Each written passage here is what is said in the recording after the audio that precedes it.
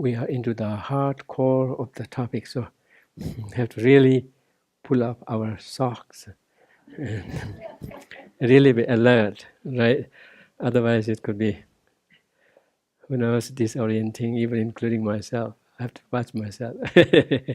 But before that, what I was this morning thinking of sharing was, we talked about generating universal love and compassion, right? And that's not something that would come naturally. We all know we don't have it naturally, right? Nor can we just wait until it comes naturally, not work in between. If we don't work for that, it can't come naturally. And if we want to wait until it comes naturally and not try to cultivate it or contrive it, thinking that that's faking up, then we won't ever get the natural one.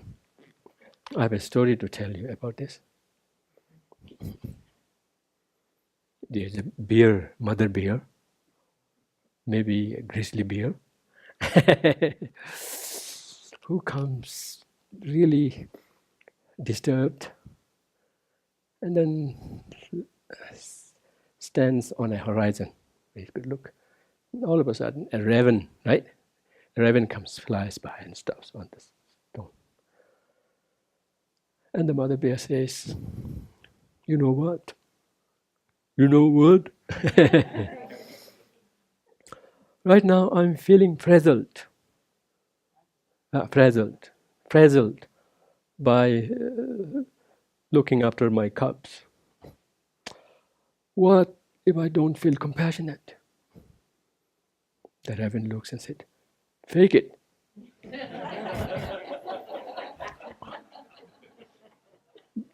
The bear says, "That doesn't look honest."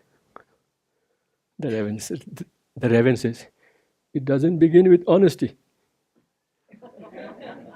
But here, honest in the sense of genuine. Yeah, it doesn't seem genuine. It's contrived, right? Then he said, "Oh, these things, universal love, compassion, they don't start with honesty, or they don't start with genuine, natural, spontaneous outgrowth. You have to work on it." So we have to we have to remember that. Yeah, we do have a seed in the biological, in our own biological love towards our kids and kins and offsprings and to our parents, whatnot. But that could be used as a seed to then develop further, grow into a universal love. So the grizzly bear really feels, okay, if that works, if that's what you can do, then I will do. He was very happy going back to the same cubs who were so disturbing and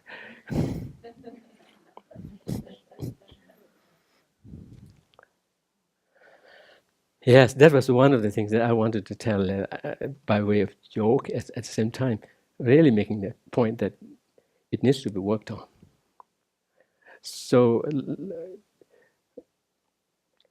sometimes that these things need to be pointed out, because people think like, oh, if it doesn't come naturally, and then you shouldn't do it, because that would be faking, kind of really forcing yourself into something that you are not doing naturally, right? Sometimes, so then we won't get anywhere. Particularly bodhicitta, etc. They need to be worked on. First, generate the contrived sense of them, then eventually a spontaneous, genuine sense of them. Yeah, in the scriptures, they give the example. By making this point, they give the example. Just as one gets sugar cane to eat, first one has to peel the bark. And peeling the bark, you get to taste the bark, but it doesn't taste as good as the inner part of it. But getting to the inner part is only by first peeling the bark and maybe even chewing it a little bit, and then get there. So first you have to work, strive in generating the contrived ones, and then eventually that will make its way into the genuine, natural bodhicitta. Right? Yes, actually, yeah. You fake it until you make it.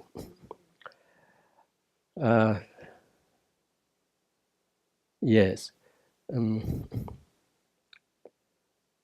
that's wonderful. It really cuts through. It's from the Alcoholics Anonymous, maybe. Yeah, is it right?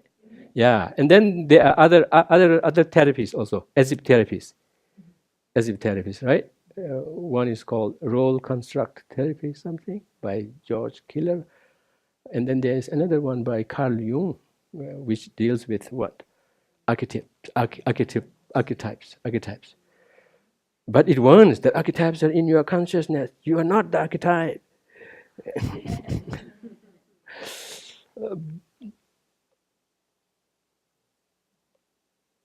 But one thing, sometimes when I speak of the tantric practices of visualization, that's when this expression really comes handy and cuts through.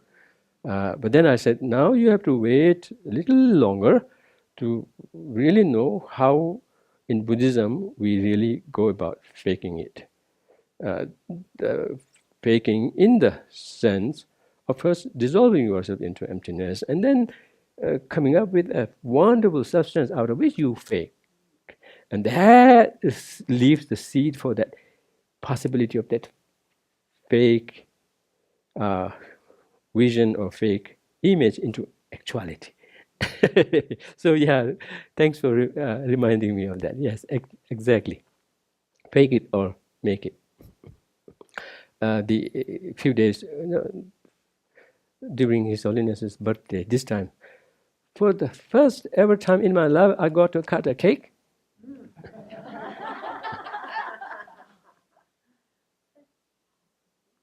And that too on His Holiness's birthday, on behalf of him.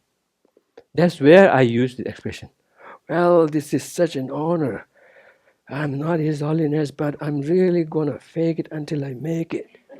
And I cut the cake. I said, this is not going to be forgotten forever. First ever, maybe the only time I will cut a whole cake on a birthday.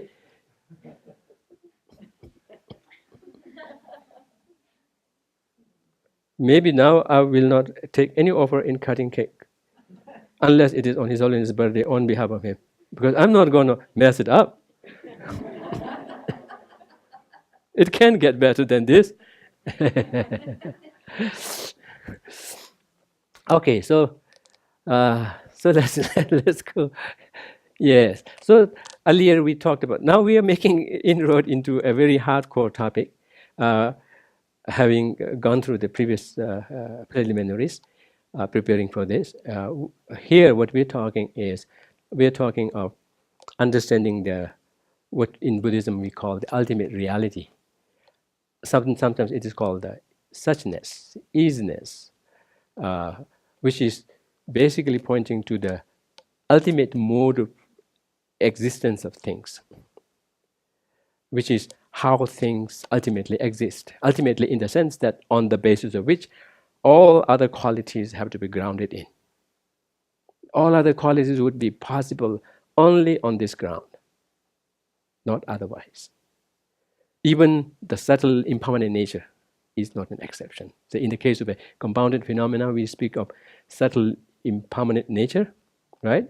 Momentary change, as subtle and fundamental, essential it may look like. Even that is possible on the basis of this fact of lacking inherent existence. Then you may ask, what about the lack of inherent existence itself? What is it grounded in? Its lack of inherent existence. Its lack of inherent existence, and goes on and on. Right? Emptiness of emptiness. Of emptiness, of emptiness, of emptiness. I could keep going. We could spend the whole session. So, yeah, as I said, those who are already familiar, have been already informed, could use this in session in reminding their understanding, yet at the same time be generous in contributing to certain aspects that could be helpful in our general understanding and presentation, and also uh, uh, keep me on track. Also help me stay on track. Also, I'm here just as a facilitator. Uh, so yes, interestingly, earlier we saw. Let's kind of earlier we saw the Buddha at the time of his first preaching, when he talked about the Four Noble Truths. He didn't explicitly touch on this aspect, almost to the understanding that he has no complaints against that. Particularly at that time, the general make of the main audience are those, say, from a philosophical understanding point of view, belonging to Vaibhasika and Sautantrikas, and thus not attuned to this kind of a profound teaching. Instead, he dwelled on the Four Noble Truths and kind of left it there. So, from hindsight, if you look back, it would look like at that time he kind of almost like left it untouched, to the point of being suspected that he kind of is okay with that. So then came the then later on he taught other sutras where he touched on where he presented it, particularly from the Chittamatra point of view, where he kind of put more emphasis on mind and presented it in such a way that mind is prominent and everything else is a mere projection or an extension of it.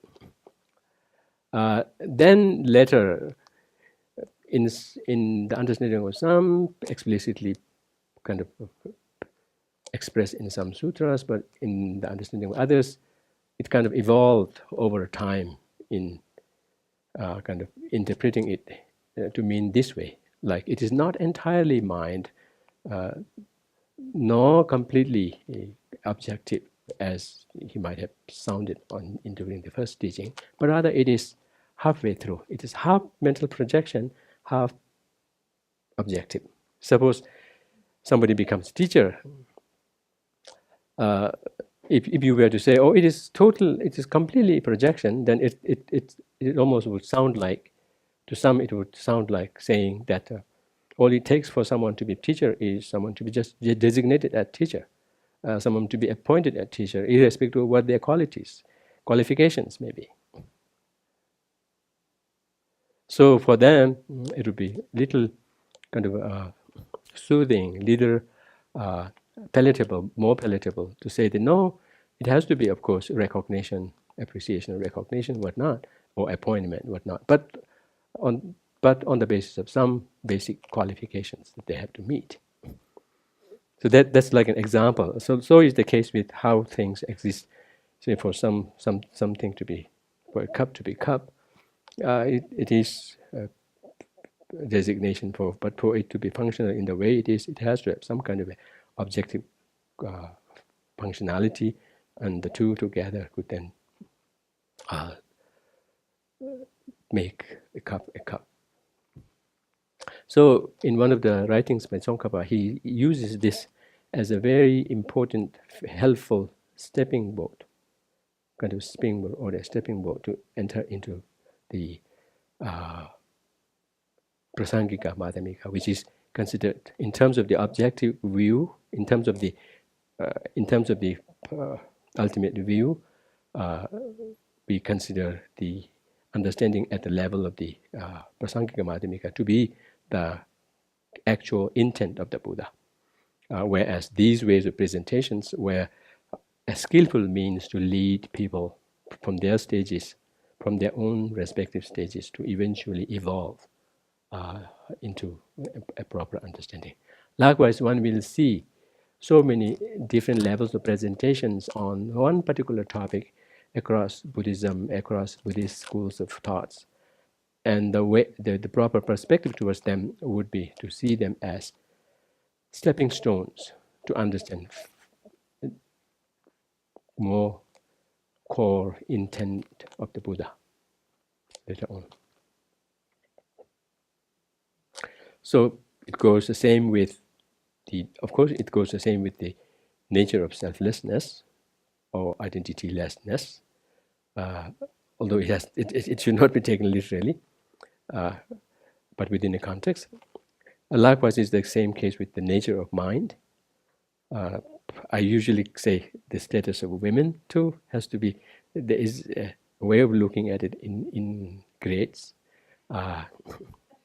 Yeah, so that one could begin to see what the core intent of the Buddha was, and why he taught the way he did at those different levels.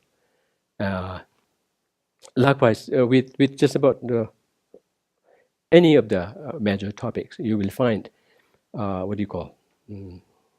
graded explanations, graded levels of explanations, and they have to be approached accordingly as kind of stepping stones. Otherwise, if you were to look at them, say display them on a table and look at them, they would all look contradictory to each other.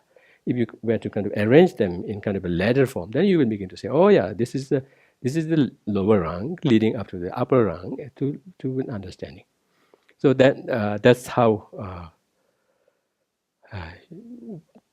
one has to look at. And then those people who are interested in doing research in what the Buddhist understanding may be, particularly they have to be very alert to this fact, that yes, they could look into what the take is from a sutra point of view and the tantra point of view.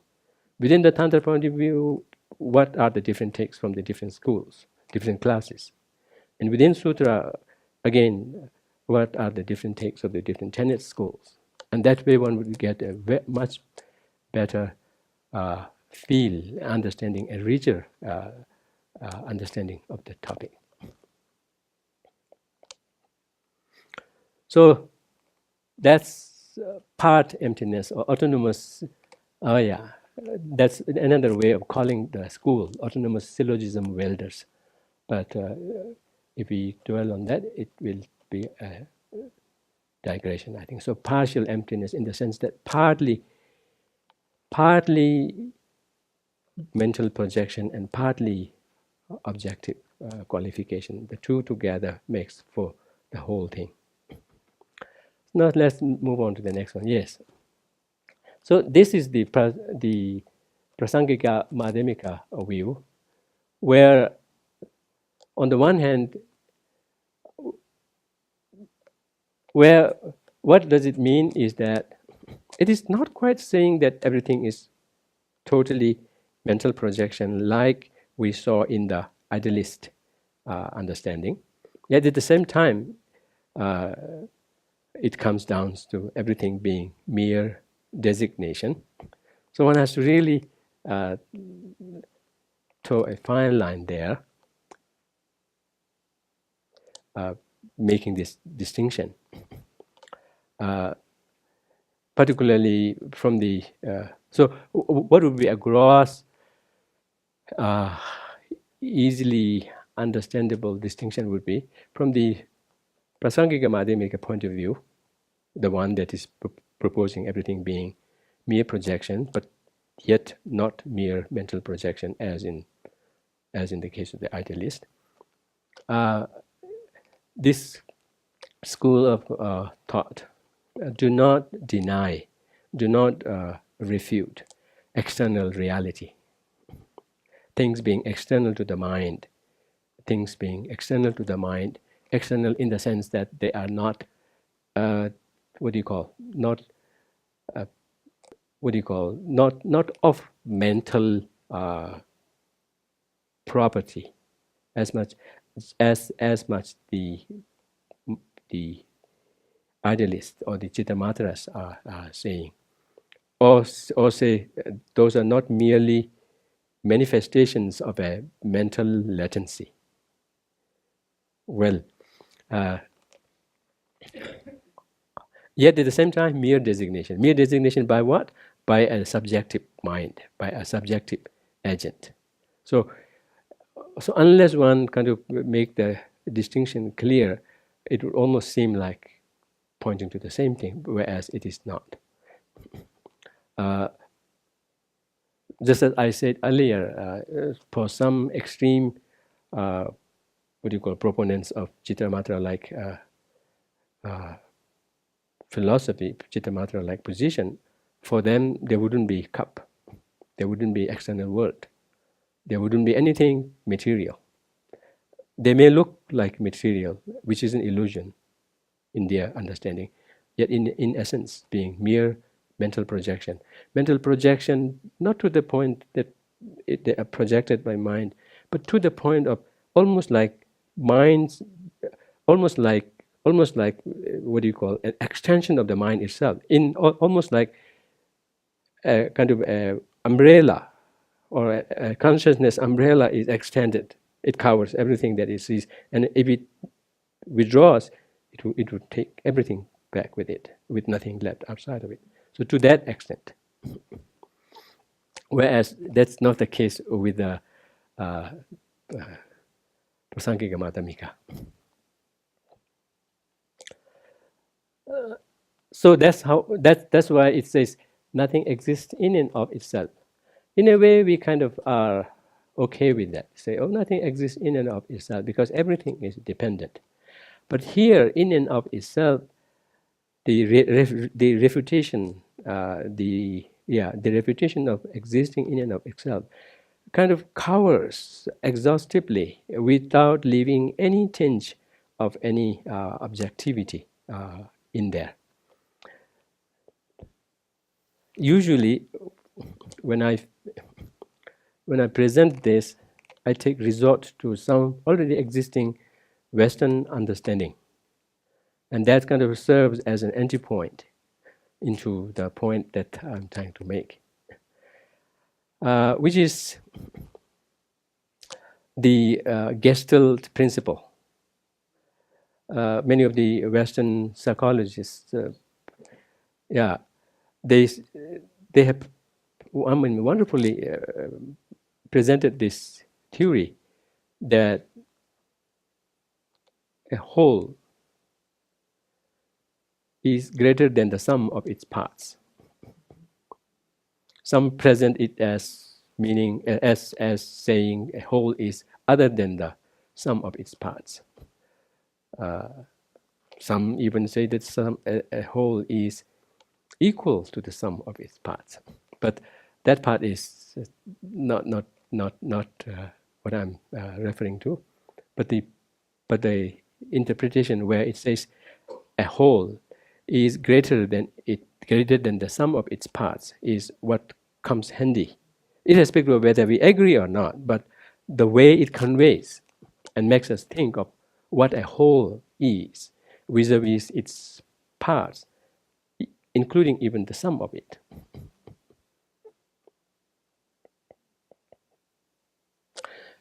Suppose, let's think of, even in the scriptures also, it uses the example. Let me first dwell on this. Supposing this is the case, that a whole is not the parts, but not even the sum of the parts, it's greater than that. Which leaves us with no other option but to wonder how then the whole would come. Because all we would have by way of, say, objective reality would be the parts and the sum of that. If that is not the whole, then where would the whole come? So irrespective of whether we accept this or not, irrespective of that, whether we accept it or not, if at all something is to be gathered, say we are building houses here, or we have projects here, we have to get the materials. The materials will all be parts, right? Parts put together. Say, suppose in the process of building it, now we have got them put together, and that's the sum of it. If the sum, of course not the parts, if the sum of the parts is not the whole, then where does the whole come from? Let's take example of library. So say we are in the process of building a library, and people have been asked to bring books, right? Bring books, tables, furniture, all of that, and even materials to build the building. Now we have put them together, and once we have put them together and now had organized a function to declare the library open. Now from that time on, we have the library. But in terms of looking deeper into what went into making the library, we would have the parts in the form of books and furniture and whatnot. All of those are not library, right? And then of course we have put that together. Now the only option would be the sum of it would be the library. But here in this philosophy, they say not even the sum. It is greater than the sum. If it is greater than the sum, then where would the library, have come from? Not from our gathering the materials and putting them together.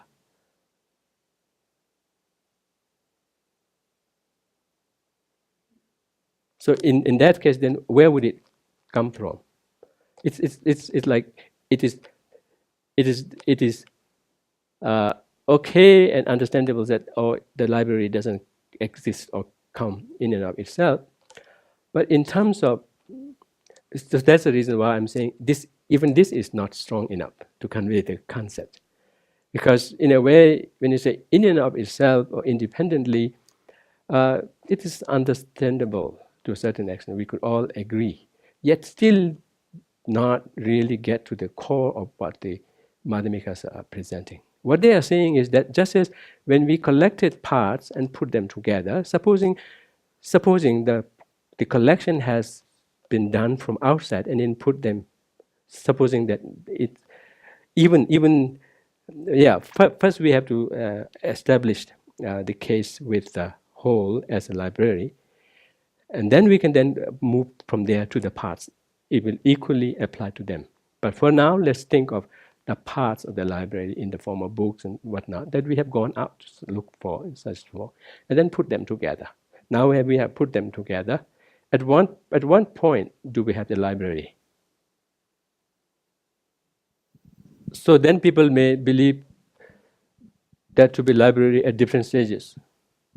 So the library came about in different stages. It is definitely subjective, but in what ways? That's what our question is. When it functions as a library. Pardon? When it's functioning as a library, when people are going, taking books out, doing activities in them. The reason why we are building is an indication that it didn't exist then. I'm joking. This is the conceptual fabrication. What? So I think it is better to kind of open it up so that we could have a live discussion, right? Instead of, yes. So, well, I agree with Venerable that it's a sort of conceptual fabrication that's designated at various points in time, depending on the mind. Who it's a subjective sort of conceptual fabrication. And there may be somebody who comes into the building, reads a book, but never ever thinks it's a library. They never even know what is a library, So it's only a library when we have this fabrication. Oh, thinking of this, now I have a story. So if this were the case, then it's like we don't agree on whether there is a library or not. There could be a library for some and not library for another, right? And that there would be library, not library. You think so? Pardon? Same building, but with no library for some, and that they would be right. So yeah, this is the trick of mere imputation. There's a convention where all of us agree to call it a library, but by some strange chance, there's somebody that walks into this building and has no concept and wasn't part of that acceptable convention. They could go in there and not have any idea of what a library is. The building exists, but in their minds, they don't know what a library is. So in their minds, that may not be true. But supposing that they know what library is at some places, but they are still not willing to accept this as a library, would their what do you call understanding be right or not? No. Then they will be wrong. What if they start?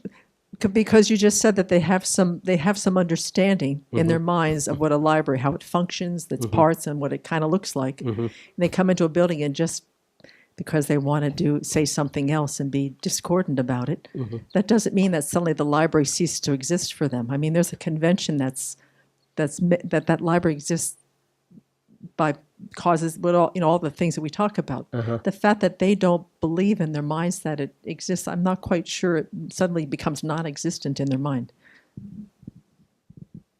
Let me tell you the story first. I was in India and talking of rebirth and whatnot, and there was someone in the audience who said, "Oh, rebirth is only in the East. Rebirth is real, but only in the eastern part of the world. If you travel to the West, there's no rebirth. Not just no rebirth for others, but for you also there's no rebirth. Now you're free from rebirth." This is almost same like this. Pardon? With people who don't believe in karma, you believe in karma, so it exists for you, but I don't believe in it, therefore it doesn't exist. Same thing. Okay, it may not exist for the person, but is that person wrong in thinking so? That's the question. We have to have a criteria by which we could say someone is wrong, someone is right. That has to be situated. Otherwise, it will be cheap relativism. Like everything goes.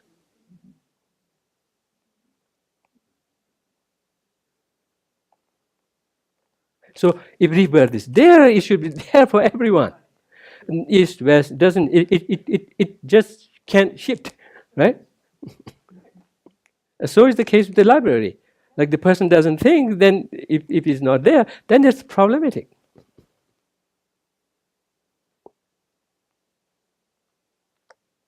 But even with library, since we saw library problematic in this way, likewise it's the same case with all the parts thereof.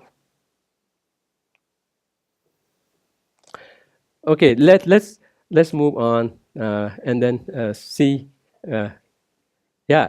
So basically, what it is coming to is have to. Of course, there is nothing to be found objectively to say that yes, this is library. See, you have gotten wrong. The wrongness or the rightness would have to be determined only on the basis of what we call convention, only on the basis of agreement. But this agreement is not like we come together and say this is cup today, and then this becomes cup, and now we all agree that this is not cup, and it becomes not cup. It's not like that. Or is it?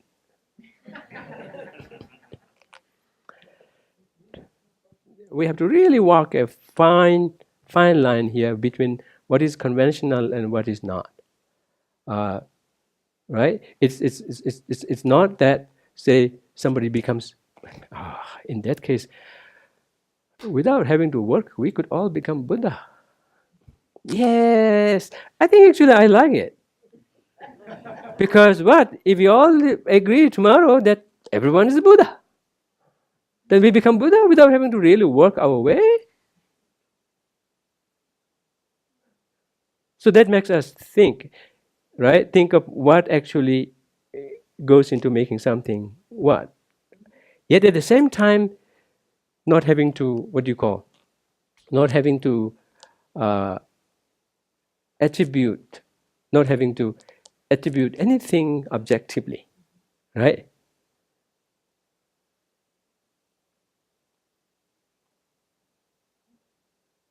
It is not that easy, difficult. Yet at the same time, we do get some sense of how things do not exist in and of itself. In and of itself, in the sense that we have to just be content with how it is called and what it is agreed upon, and what it is functional about. Yet at the same time, if we want to kind of go beyond that, and without being contented with it, if you go beyond that and look for it, we won't find it all. We would find the parts and the collection of it.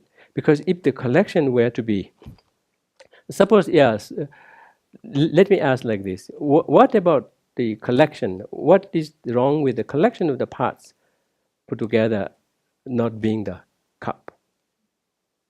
If you're talking a mere collection of parts, then for example the cup, if you just had pieces of a broken cup sitting there, then that would still be the cup. Pieces of what? If you just had like the handle and the bottom and this one side and the other side just clumped together in a pile, that still doesn't function as a cup, so it would not be the cup. Okay, I agree. What about the collection of the parts? Still the collection of the parts, but put together in such a way that it is functional as a cup. Would it be cup? Pardon? Because we are still talking of the collection. Yes, please. It's the basis for the cup. It's not the cup. No, it is cup.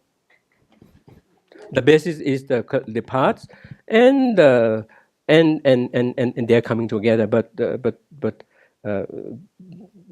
way they're put together in a particular structure or whatnot, it is the cup. So suppose if I were to say this, what would you say? It's still not the cup. It's the basis for designating cup. Well, even if someone were to push for the sum of it to be the cup, even that doesn't get any better, because it will be like pushing the debate or pushing the argument only a step further. Because again, the same thing will be: what is the collection? If the collection is the cup, what is the collection? Right? Where is the collection?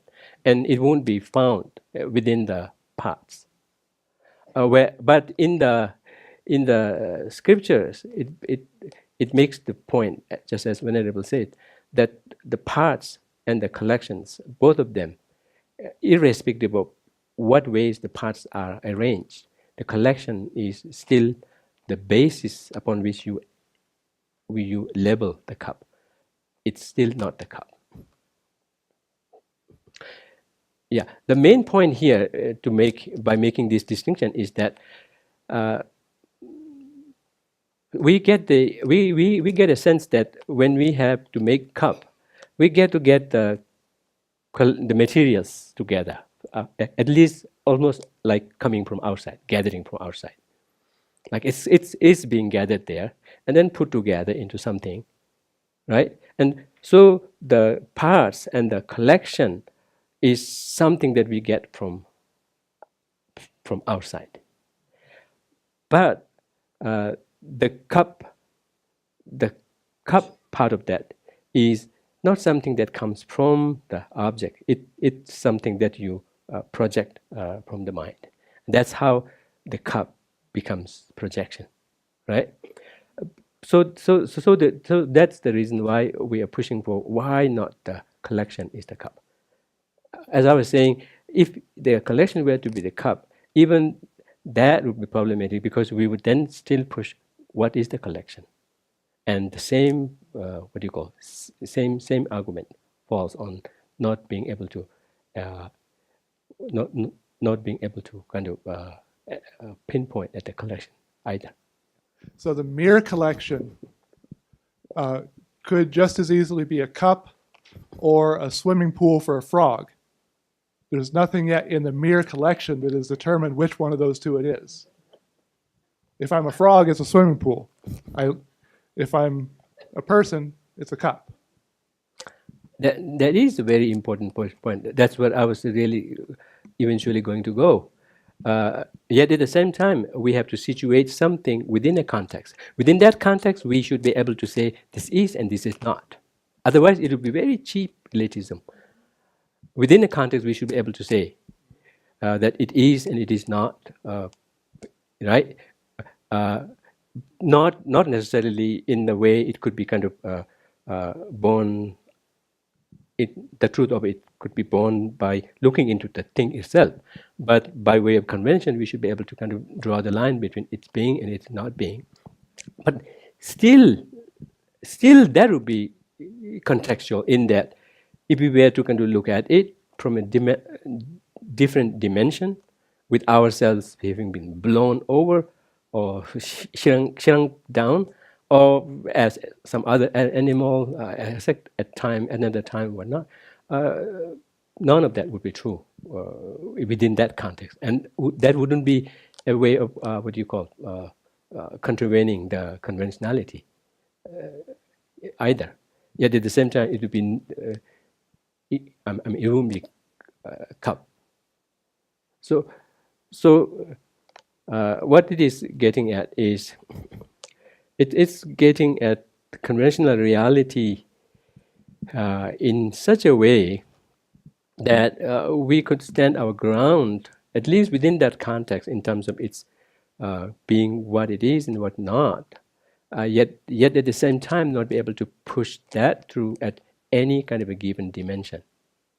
But within that kind of dimension, within that kind of a context, one should be able to stand the ground as to whether it is or is not, rather than kind of being very, very, rather than being so, so wishy-washy. Anyway,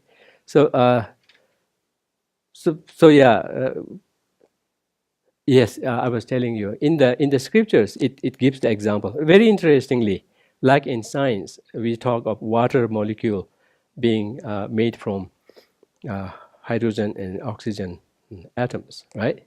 Where it's supposing like what we have is 2 atoms of hydrogen and 1 atom of oxygen. That's all there is. When you put that together, we get water. There wasn't water to begin with in terms of the components. So in a way, this kind of gives us some clue that it didn't come from the first materials, yet we got it out of that. In science, they call it emergent property, particularly in relation to water. But I kind of see, from the Buddhist point of view, I see every one of us, everything is emergent property, emergent from its building blocks. That none of that comes from the building blocks, but out of it, not by being part of the parts that has come together. So in a way, it comes out of something, but not from there. From there, in the sense that it could be traceable to any one of it. Yet at the same time, you get it, right? So even in the scripture, it uses the example of water. Also, it uses the example of Jungyur, Jungwa and Jungyur, which is, say, Jungyur is like the derivative. Jungwa is like the 4 main elements or 4 main forces. And out of that, when the 4 of them are mixed together or kind of put together, you get something that is neither of them, yet at the same time, something else. So it uses that example in suggesting how everything as a whole, as Venerable suggested, is existing, emerging out of it, not by virtue of being part of it, yet at the same time being completely functional as the way they are. So using that as an example, what it suggests is that everything is greater than the sum of its parts. Not only it is greater than the parts, but even the sum of its parts, which puts it in a very unique position of not belonging to the materials that came together to build it, but rather out of it came. And in a way, its coming is not from the object, but if at all it is coming into existence, it is coming from the subjective point of view, because it is not coming from the objective material point of view. So that's the only option left in kind of positing its way of existing. And if we could make the case for one thing as a cup, then we could make the same case for the parts even, without any exception. Yet at the same time, this way of existing from the subjective point of view is not quite the same as the Chittamatarin's posit. So let's move on, and then there will be other elements brought up to kind of make a fuller picture of this. Yes, we have seen how even Buddha himself presented these different views with regard to how things existed. And so on the face of them, on the surface, they would all look contradictory. They are contradictory. Yet at the same time, they are said to be as skillful means in leading to the more, subtle, ultimate understanding. So given, say, roughly the 4 different ways of looking at it, from a Buddhist perspective, how we account for this seemingly contradictory account of how a singular thing should exist is to relate to the different levels of understandings of sentient beings. Say, from a Buddha's point of view, all he's interested or she's interested in is in the well-being of others, and the well-being can be achieved only by addressing the problems at the level that they can understand and that they can integrate. So that's how, when it came to presenting the status of phenomena too, like a skillful physician would do. Say a skillful physician would not insist on giving what he thinks is the topmost medicine, right? It could be what he thinks as to be the most recent medicine. Rather, he would, and also that too, the number of dose, etc., would not be something that he would insist on. Rather, he would look at the condition of the person, and accordingly, he could even delay giving something, or if he does, he would be giving them in much smaller doses and whatnot, right? So likewise is Buddha's way of teaching kind of looked at that way, and particularly with regard to the ultimate nature of reality, which, as we heard before, discussed before, is kind of very crucial in kind of decisively dealing with the afflictions, because that is the only viewpoint to be integrated that could then address the very root of the afflictions, right? Root of afflictions in the form of the grasping. So that's how it helps us start from where we are and then advance gradually. So even in our own personal context also, it's very important not to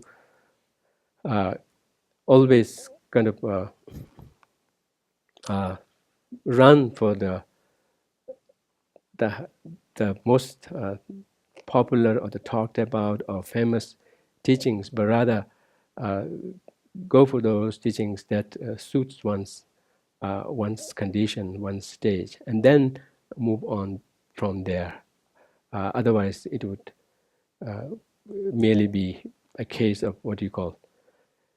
approaching the spiritual teachings and practices like that of a material thing that you are only interested in collecting and claiming ownership about, but not have any real impact on one's condition. So that's one way of looking at it, just to help us start from where we are and to advance from there gradually. So even in terms, I mean, as much as we are talking about the highest highest a level of understanding of the view, one has to kind of make the choice of what suits one. And one can be patient in kind of waiting for it for some later time. Rather, at the moment, whatever viewpoint is helpful, one should be kind of embracing it, and then move from there. Because basically, as we have seen from at least even just from this viewpoint, the philosophical view presentation point of view also, the aim is to address our afflictions, which are the source of our sufferings. And the main tendency of giving rise to the afflictions is the tendency of seeing things in a more concretized, solidified form. Not having a kind of a realistic, flexible viewpoint of things, but kind of tending more into a constricted, more concretized, solidified way of thinking. So that's how presenting things to be mind oriented, or presenting things to be partly mind, partly objective, or presenting things to be purely subjectively designated, helps us, provided we are attuned to it, it helps us in loosening the grip of self-grasping on us. And to that action, it helps in, it helps in addressing the afflicted emotions that result from there.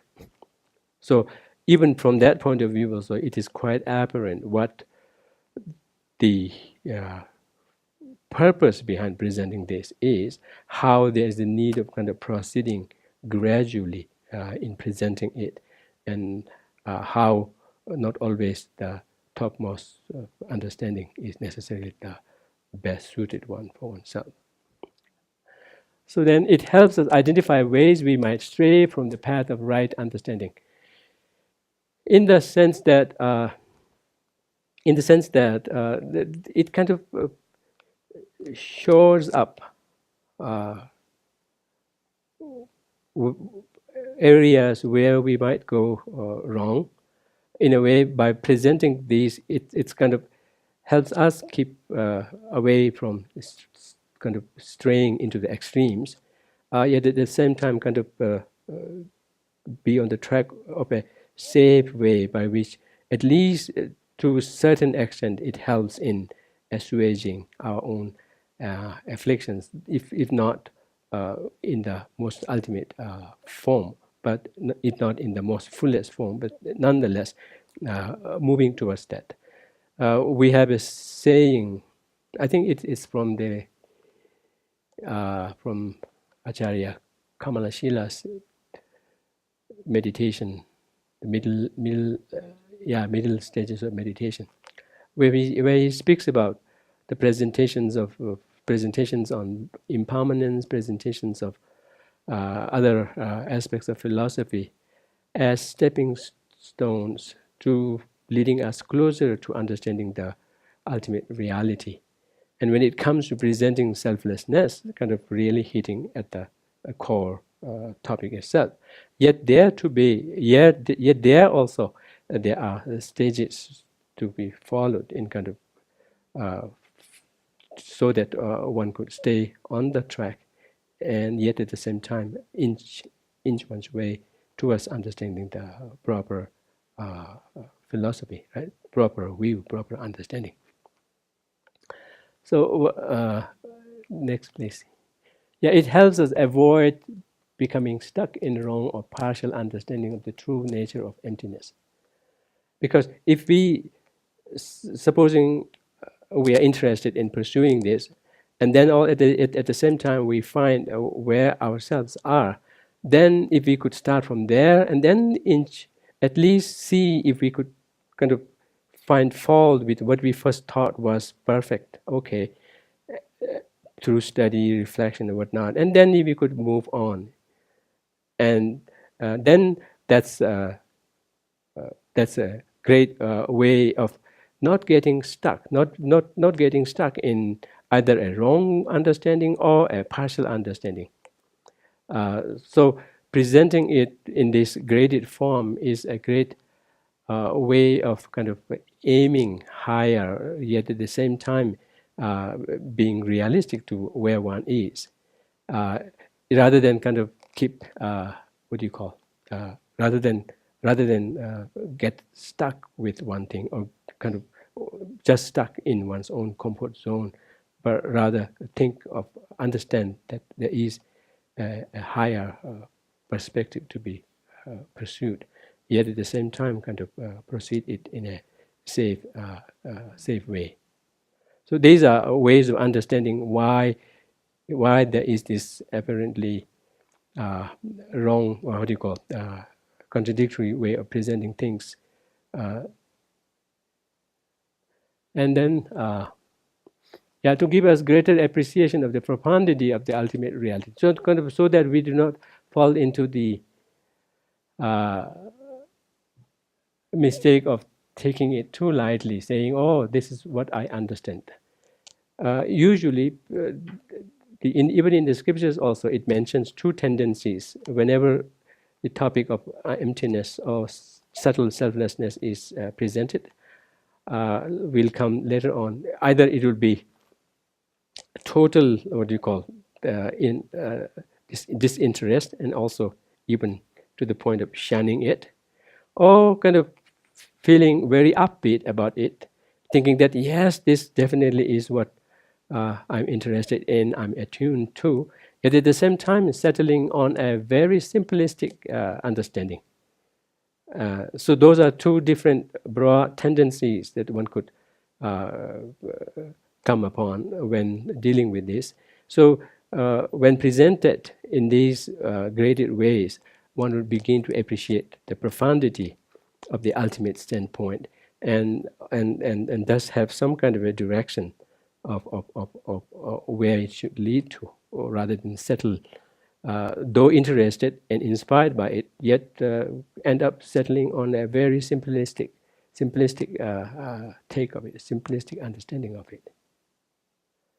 Yeah, if we proceed that way, then there is the possibility that eventually that understanding not only would land on a proper understanding, but would have the the promise of eventually evolving into a non-conceptual understanding, which would have the right potential in really confronting and combating the self-grasping,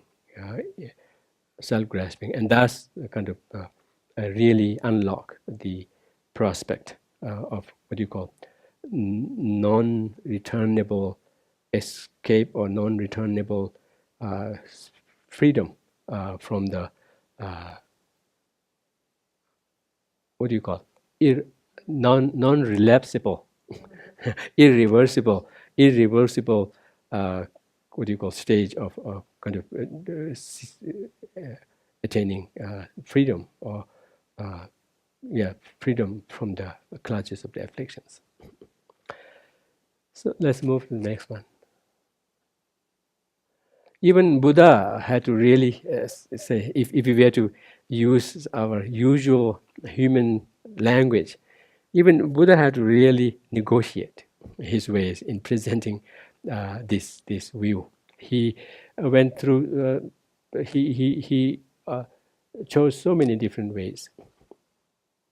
Yes, next one. Yeah. Oh, okay. Yeah, let's go there. Yes. One way to understand that is from a Buddha's point of view. What he intends to teach to people is to serve as a medicine to their ills. But in terms of what would serve as medicine to their ills will depend on their condition.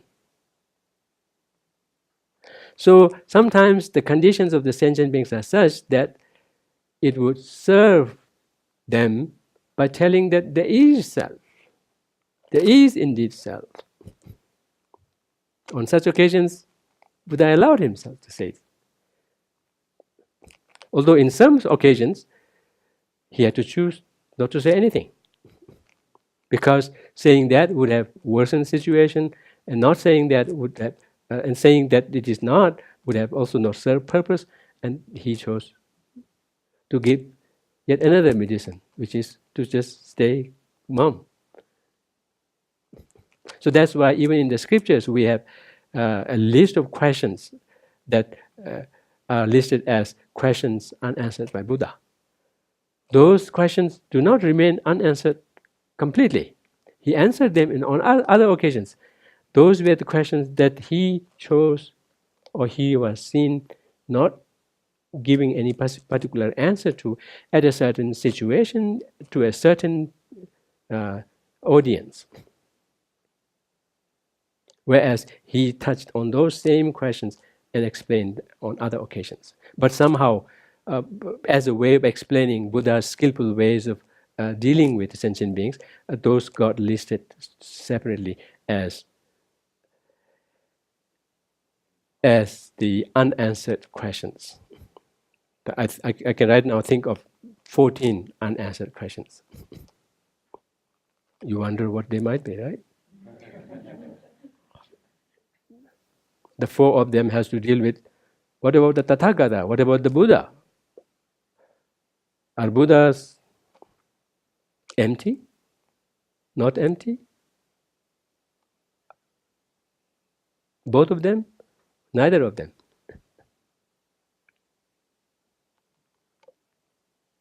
I mean, he has answered it on other occasions perfectly, but on those specific situations, he didn't answer them. Yeah, that's what I was struggling, because the Tibetan term is Jigten, and which would translate as universe, but I don't think that's universe. That's either body, or in some cases the self. I've seen it. Yeah, that's what I even saw that being translated as universe in some English translation. Yeah, I see. Yes. Yeah, I mean, literally it translates to universe or world. But I have seen in one of Tsongkhapa's explanation that at least in one context, this Jigten here is Ta, self. And I have heard other masters, including mine, mentioning that in certain contexts, Jigten is the Phungpo, is the body, aggregates. Let me present 14 unanswered questions first, right? So the first 4 has to do with Tathagata, right? The second was where we were stuck as to what Jigten might mean. And just as Venerable was pointing out, I have seen in some other English translations spelling out as universe, and it would look very perfect, right? Like, but I have seen some contexts where this Jigten has to stand for either Ta, which is self, or the aggregate. Now, what the question is, it says whether the Jigten is permanent, impermanent, both, neither. So, in one context, I've seen, even in Tsongkhapa's own explanation, he has very clearly spelled out that in one context, Jigten here means self, which means is self permanent. It makes sense, right? It is self permanent, or impermanent, or both, or neither. And then the third set of 4 questions is again, it dwells on Jigten, which could be either universe, or self, or aggregates. It has to do with whether it has an end, whether universe has an end or not, whether self has an end or not, whether universe has an end or not, whether it has no end, or whether it is both or neither. Now that's the 12. Two two more has to do with whether body and soul. The soul is very strange. Soul usually is life, but here it might be self. Maybe what is body and self one or separate? Those are 14 different questions which has been listed as those unanswered by him. So yes. True workings of karma, like to not think about that because it can make us very, Yes. and I think in the four imponderables, the universe is also one of those, whether it exists or not exists. What would be the four imponderables? Imponderables. I'm not sure if that's also dependent on context or tradition, though. You know? Okay. I think we have in Tibetan tradition also. But I think you may be getting to samjimichaba. Samjimichaba means something that cannot be thought about, that cannot be thought through. That's driving crazy.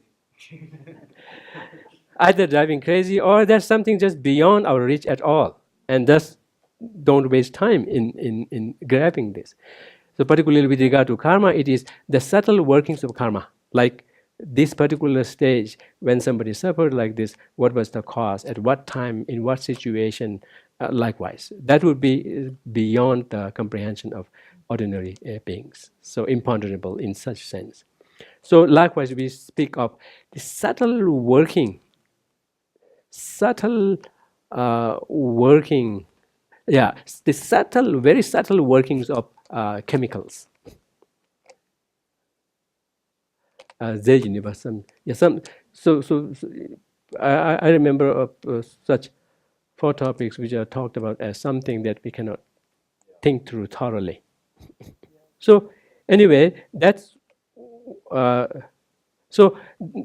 the first quote is referring to, suggesting where Buddha implied that there is inherent existence, that there is no inherent existence, that there is neither of them, that there is both of them, and it gives us a context of where he would say that.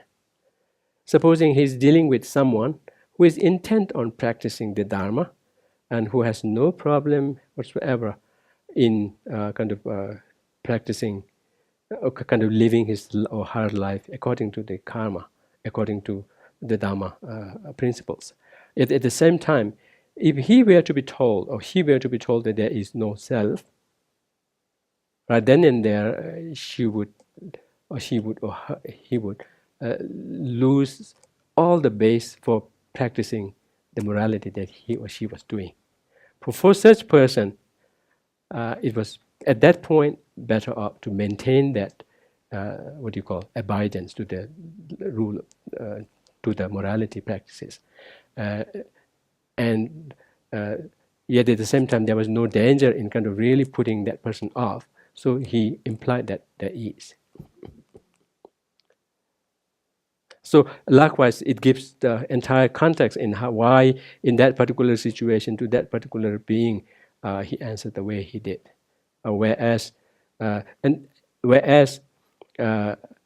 he then taught the Prajnaparamita, the perfection of wisdom cycle of teachings, and also at certain other occasions, kind of implied to the need of studying, tasting his teaching rather than taking them literally, and also emphasizing on the fact that the teachings, the Dharma, should be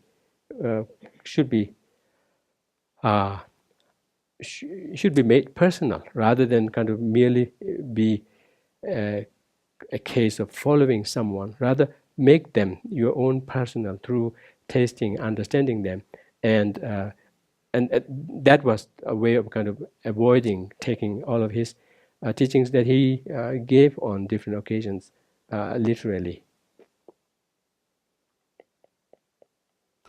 And then the next one, in begin with what that delights him. Again, it is very much similar to the context that I talked about. Irrespective of what you happen to know, what you can share. I mean, of course, in the case of the Buddha, there is no self-interest involved at all. But even in our daily life, also, I mean, to the extent possible, we should be skillful in sharing the Dharma. But then be cautious and skillful in sharing in such a way that would benefit the person, would fit the person at that stage, rather than just spew out everything.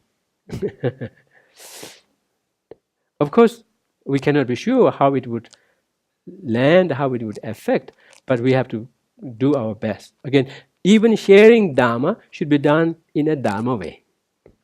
Basically, that's what it comes down to. Just about any contact that we, exercise, try to do it in the Dharma way. What would be Dharma way in a basic, ultimate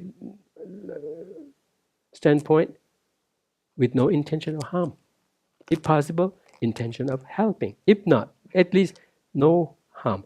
The no harm should be the, the very basic criteria for everything that we do in a Dharma way. And what would no harm would take form of? Not letting, if possible, to the extent possible, not letting afflictions kind of have the say, rather than be in charge in choosing what kind of an intention you generate in approaching the situation. At least check your mind and then make sure that there is no harm intended.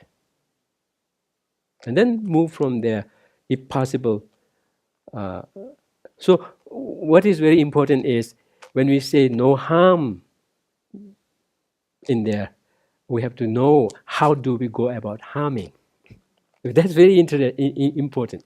We go about harming when we give into the afflictions. That's the reason why, as simple as it may seem, like, oh, no harm is the big deal, like just about anyone can do it. No. Harming we do, even without knowing, maybe. That's what we are doing, by giving into the forces of afflictions. So that's how the summary that Buddha gave of his own teaching, saying, cultivate all positive thoughts, positive mental thoughts, eliminate to the extent possible negative thoughts, and then purify it, or the tame mind. That is the entirety of Buddha's teaching, right? So here too, Buddha himself did the way he suggests here, by beginning with what delights them, what fits them, not by way of deception, but by way of kind of meaning to help. So not necessarily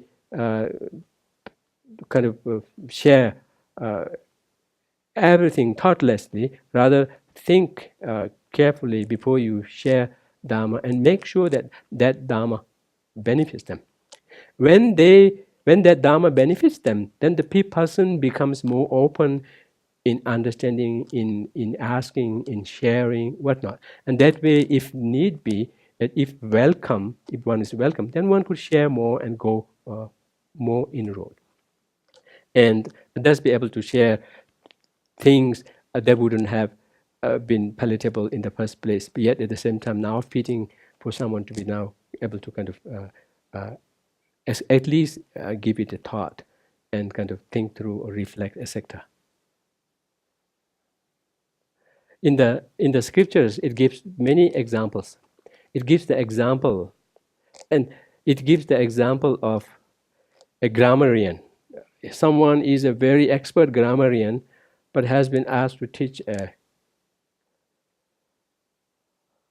2-year-old child.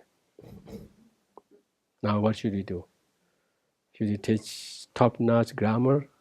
Yes, A, B, C, D, right? Because that's the only way he could connect and he can relate to that person and then make a difference. Likewise, is the same case with teaching Dharma in general, more particularly this topic. In the scriptures, it really warns. It really warns against teaching to those who are not suitable. But at least if they are interested, make sure that you take all the precautions in kind of presenting, suppose presenting this emptiness topic, but making sure that that means affirming conditionality, that means affirming functionality, operationality, except understanding them in the proper perspective of denying any kind of an independent existence, not at all denying operationality, functionality as such. I mean, here in this particular context, it uses the example of supposing you are dealing with a stranger or to someone who speaks totally different language. Would you insist using your own language in communicating? That would not be helpful at all. Try to learn their language, or try to learn way of communicating to them, maybe through body language or some other, but not insist on your language. So these are what do you call? I mean, very clearly reflected in Buddha's own life, his own teachings, and that's how it, on the face of it, you see so many seemingly contradictory teachings also, but that's how it has to be seen. And likewise, it advises us in sharing the Dhamma accordingly. In the scriptures, the teaching about the Madhyamaka viewpoint has been presented in a way of dialogue between those who object to it and those who advocates it. And those who object to it could be found not just from among the non-Buddhists, but more primarily from within the Buddhists. That's because, except for the Madhyamaka, or within the Madhyamaka, except for the Prasangika Madhyamaka, all the rest are those who propose objective reality, one way or the other. So apparently, those who felt they were following Buddha either had to have actual dialogue for their own individual growth, or at least within the school there had to be some kind of a display of a dialogue,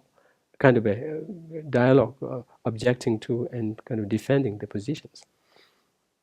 So in Nagarjuna's fundamental treatise, he presents their viewpoint and then objects to them, and then ultimately he says the crux or the main reason why you are objecting the way you do is because you miss out on these three things: the purpose of teaching emptiness by Buddha, the nature of its experience, and then the meaning of emptiness.